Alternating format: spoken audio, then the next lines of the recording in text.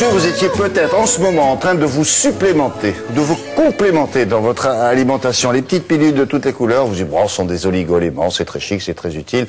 Vous avez lu ça quelque part et vous dites, ma cousine aux États-Unis fait la même chose. Bon, et bien alors voilà, 2 études viennent d'être publiées et Brigitte Fanny-Cohen va vous expliquer qu'il va falloir regarder ça d'un petit peu plus près maintenant. Est-ce que le marché en France est un marché important, le marché de ces produits-là? Oui, c'est un marché considéré comme très important, je crois à peu près 500 millions d'euros de chiffre d'affaires annuel.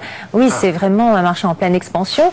Mais effectivement, vous l'avez dit, 2 études qui viennent d'être publiées aux États-Unis jettent un petit peu le discrédit sur les compléments alimentaires, c'est-à-dire les vitamines et d'autres produits qui, pour la plupart d'entre eux, sont antioxydants, c'est-à-dire ils sont censés lutter contre l'oxydation, c'est-à-dire lutter contre certains mécanismes de vieillissement de nos cellules, donc contre certaines maladies. Ça, c'est la théorie, mais en pratique, ces 2 études n'ont pas retrouvé ces vertus théoriques des compléments alimentaires. Alors la première étude a été menée sur 38 000 femmes suivies depuis 1986 et on ne trouve pas les bénéfices escomptés sur la santé des compléments alimentaires et pire, on retrouve même une mortalité légèrement augmentée chez les consommatrices de compléments alimentaires. Grosse consommatrice quand même alors à ce moment-là, non? Chez les alors en revanche, effectivement, pour les hommes. C'est ce que vous dites parce que moralité, c'est non seulement ça sert à rien, mais ça peut être nocif. Vous vous rendez compte? Effectivement, ces femmes qui prenaient des compléments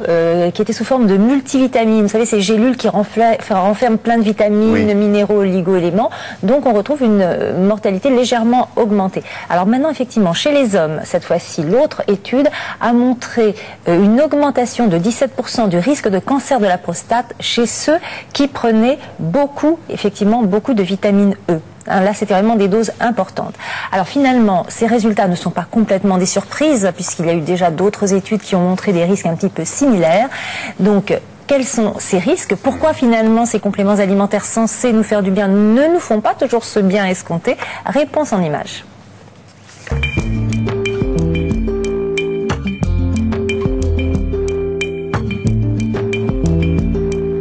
Ces études ne sont pas une surprise. Elles viennent confirmer les résultats d'autres travaux, notamment par exemple l'étude Suvimax en France, qui avait montré que la prise au long cours de compléments pouvait augmenter le risque de certains cancers, le cancer de la prostate, par exemple chez les hommes qui avaient déjà au départ de l'étude un cancer, même s'ils ne le savaient pas.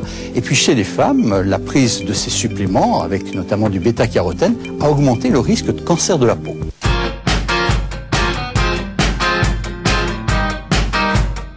Les compléments alimentaires, d'une façon générale, sélectionnent que quelques molécules, certaines vitamines, les oméga 3, pris isolément. Or, ceci n'est pas efficace car ça vient déséquilibrer l'absorption d'autres nutriments apportés par l'alimentation. Et puis, à forte dose, ces vitamines, ces minéraux vont entraîner des processus, soit des mécanismes d'inflammation, soit au niveau de nos cellules, empêcher des mécanismes de protection qui vont augmenter donc le risque de développement de cancer ou d'autres maladies.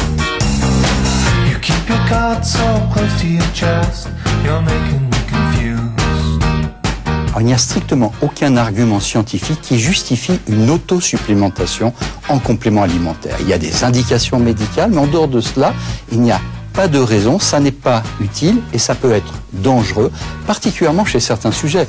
Les fumeurs ou les sujets exposés à un risque professionnel, notamment de cancer, ou des sujets qui ont déjà développé un cancer microscopique qu'ils ne connaissent pas, ça peut accélérer le processus de cancérisation.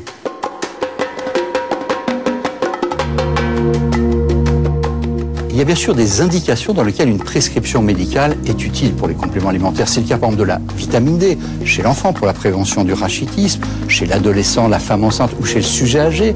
C'est le cas également par exemple de l'acide folique, la vitamine B9 en cas de désir de grossesse pour réduire le risque de malformation congénitale. Mais en dehors de quelques indications qui sont de l'ordre de la prescription médicale, c'est surtout au travers de l'alimentation qu'on doit tous chercher à avoir des apports équilibrés et diversifiés qui permettent d'apporter suffisamment de vitamines, de minéraux, d'acides gras et de tous les nutriments utiles à la santé.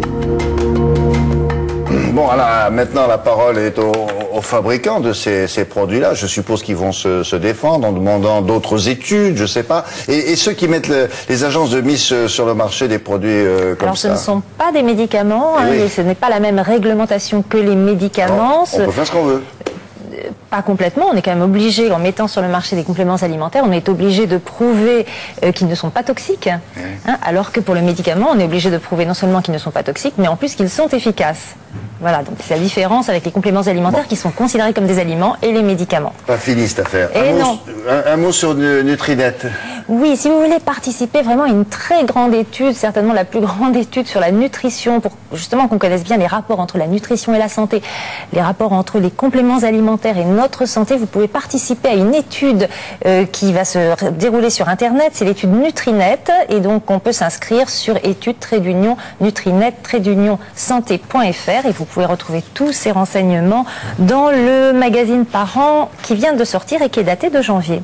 On nous laisse encore quelques secondes pour que vous puissiez, avec votre petite cuillère ou le rouge à lèvres... Avec le rouge à lèvres sur le miroir de la salle de bain. Classique.